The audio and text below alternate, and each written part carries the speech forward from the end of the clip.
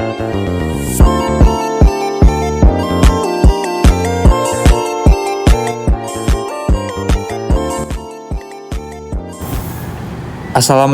warahmatullahi wabarakatuh. Halo semuanya, kenalin nama aku Reva Ardika, biasa dipanggil Koko. Aku dari Prodi D4 Manajemen Keuangan Negara. Nah, dalam video kali ini kita bakal ngebahas TM ke-9 atau pertemuan kedua setelah UTS. Masih mengenai project cash flow. Oke, langsung saja ke pembahasannya. Maka dari itu, simak yuk. Nah, kita perlu ingat kembali bahwa di TM8 kita juga telah mempelajari atau menghitung gitu ya tentang incremental cash flow dan forecasting.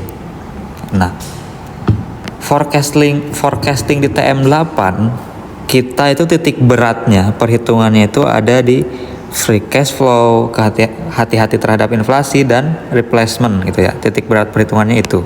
Nah, tapi di TM9 kita ini tidak lagi membahas yang ini detailnya. Detail pembahasannya berbeda lah intinya gitu ya. Oke. Jadi project cash flow ini itu masih berkaitan dengan perkiraan atau forecasting. Nah, dari forecasting tersebut itu pasti di dalamnya terdapat risiko yang akan dihadapi oleh perusahaan. Nah, kita petakan terlebih dahulu. Di sini ada 4 sub pembahasan, yaitu 9.1, 9.2, 9.3, dan 9.4. Tapi yang bakal aku bahas di video kali ini adalah 9.1 dan 9.2. Sisanya akan dilanjutkan oleh rekanku yang lain. Oke, kita mulai dari 9.1 teman-teman. Nah, jadi di 9.1 ini kita fokus misal di pembahasan project cash flows are risky gitu ya. Jadi si perkiraan cash flow proyek ini itu mengandung risiko gitu ya. Jadi ini tuh kayak ekspektasi aja, perkiraan aja gitu ya. Arus kasnya itu. Nah, di sini tuh aktual cash flow itu, jadi cash flow yang realnya itu hampir tidak pernah sama dengan yang telah diperkirakan, gitu ya. Nah, di sini titik beratnya kita ini akan ngebahas mengenai si value driver, gitu ya. Jadi TM9 ini dia bakal ngubek-ngubek pembahasannya dalam value drivers ini. Nah, sebelum itu kita perlu tahu misal di expected cash value-nya ini ya, cash flow yang digunakan dalam arus cash flow proyek ini. Nah, hasil ini itu bergantung terhadap value driver-nya. Nah, value driver ini tuh ada apa aja gitu ya. Value driver itu terbagi atau komponennya itu ada 2, yaitu pertama revenue dan yang kedua adalah cost. Nah, revenue itu intinya itu dipengaruhi oleh 2 komponen ini, yaitu harga dan kuantitas dari penjualan. Nah, kemudian cost atau biaya itu dibagi jadi 2 gitu ya. Biaya tersebut ada variable cost dan fixed cost, biaya variabel gitu ya. Biaya variabel itu tergantung terhadap penjualan yang terjadi gitu. Kalau misalnya biaya tetap atau fixed cost, dia itu tidak terpengaruh dengan adanya penjualan. Jadi ada atau tidaknya penjualan, kita akan tetap mengeluarkan biaya tersebut gitu. Nah, selanjutnya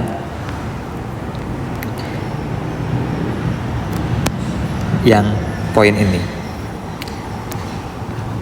Jadi si cash flow hasil dari forecasting ini tuh kan bisa bias gitu ya, bisa terlalu optimis maupun terlalu pesimis. Harus diperhitungkan dengan forecasting tools. Jadi alat bantu prediksi gitu ya teman-teman, prediksinya. Nah, alat bantu prediksinya itu ada di sub pembahasan 9.2 gitu. Alat-alat untuk membantu forecasting analisisnya gitu untuk si risikonya. Nah, di sini kita bakal ngebahas tentang 3 alat. Yang pertama itu adalah sensitivity analysis. Jadi sensitivity analysis ini ketika kita itu mau mengevaluasi efek-efek perubahan dari si value drivernya, dari satu value drivers gitu ya. Misal tadi kan value drivers ada 2. Nah kalau sensitivity analysis tuh jadi kita salah satu aja gitu si efek perubahannya, mau itu dari sisi revenue gitu ya maupun dari sisi cost-nya gitu. Nah yang kedua itu ada skenario analisis gitu, dari beberapa skenario yang dibuat sesuai soalnya. Jadi ini tuh kayak bisa jadi gabungan gitu. Bisa 2 gitu. Jadi 2 value driver itu berubah gitu. Jadi gimana gitu. Bakal gimana kalau 2 value itu berubah. Itu dari sisi yang optimisnya maupun dari sisi yang pesimisnya. Kemudian yang ketiga itu adalah simulation analysis. Kalau ini tuh kalau skenario analisis kan tadi yang kedua itu tuh cuma beberapa aja. Tapi yang simulation analysis ini tuh bisa sampai ribuan skenario gitu. Jadi ini tuh tidak mungkin perhitungannya keluar di soal ujian gitu ya. Bayangin ada ribuan skenario itu perlu pakai apa ya? Mungkin bisa pakai Excel tapi kita harus menyediakan template-nya atau perhitungannya yang ekstra sabar itu complicated. Bahkan untuk perhitungannya mungkin perlu aplikasi tambahan gitu ya, bukan sekedar Excel.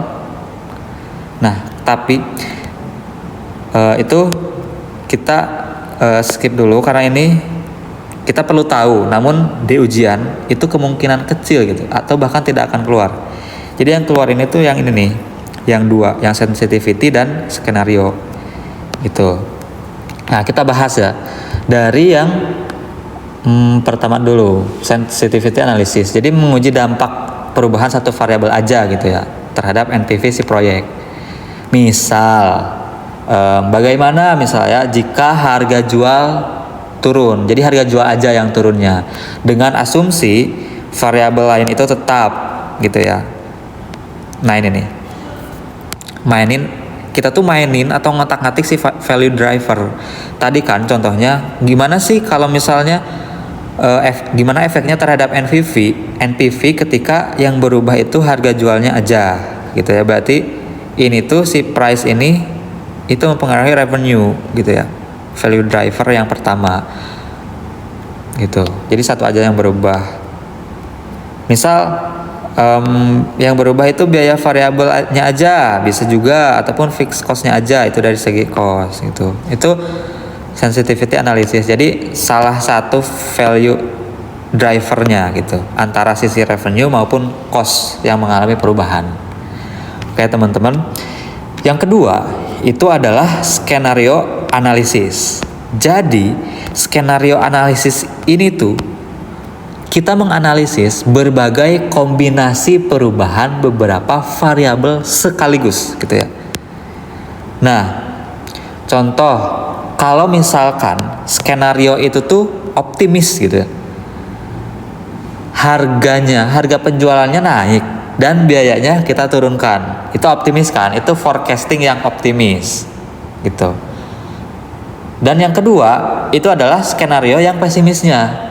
harga penjualannya kita turunkan dan biayanya kita naikkan. Forecastingnya nanti efeknya terhadap NPV itu bagaimana. Jadi biasanya ya soalnya itu kondisinya yang pertama itu adalah kondisi yang default atau kondisi yang dasar gitu. Yang kedua itu kondisi misal yang optimisnya, kita disajikan dengan kondisi yang data optimis dengan harga penjualan naik, biayanya ditekan, atau dan kemudian kita disajikan dengan skenario yang pesimis gitu ya, pesimis. Jadi si harga jual produknya itu turun, sedangkan biayanya kita naikkan. Nah, nanti ini tuh kita hitung gitu, efeknya terhadap NPV itu gimana gitu ya. Kalau misalnya kita simpelnya aja deh, misalnya hasil NPV itu untuk yang default atau dasarnya misal 100 gitu ya. Untuk optimis dia misal NPV-nya bakal naik 2 kali lipat jadi 200. Untuk yang pesimisnya misal nanti hasil akhir NPV-nya itu misal malah jadi minus, bahkan ya minus 20 misal hasilnya entah 20 juta, 20 miliar ataupun yang lain. Ini cuman contoh gitu ya, asumsi contoh. Nah seperti itu. Nah ini tuh kayak digabungin gitu si perhitungannya tuh dalam skenario analisis. Itulah perbedaannya mengenai pembahasan sensitivity analysis dan skenario analisis. Ingat ya, kalau sensitivity analysis itu hanya satu value driver yang diotak-atik, entah itu dari segi revenue maupun segi cost. Kalau misalnya di skenario analisis yang di otak-atik ini tuh secara bersamaan gitu ya, dari segi revenue dan segi cost-nya. Dan ini tuh biasanya kita dihadapkan dengan kondisi data-data yang nanti tuh angka-angka yang pesimis maupun yang optimisnya gitu. Nah nanti digabungin hasil akhirnya gimana sih gitu NPV-nya terhadap penggabungan tersebut. Nah biasanya ya teman-teman, soal ujian itu dia pakai yang skenario analisis gitu ya. Jadi kayak kombinasinya lah gitu perhitungannya. Nah, itu. Oke teman-teman, untuk pembahasan 9.1 dan 9.2 itu dicukupkan demikian gitu ya. Nah, untuk 9.3 dan 9.4 itu akan dilanjutkan oleh rekan saya, serta pembahasan contoh soalnya pun akan dilanjutkan oleh beliau. Baik, semoga dari pembahasan ini bermanfaat gitu ya. Terima kasih atas atensi rekan-rekan sekalian. Billahi taufik wal hidayah. Wassalamualaikum warahmatullahi wabarakatuh.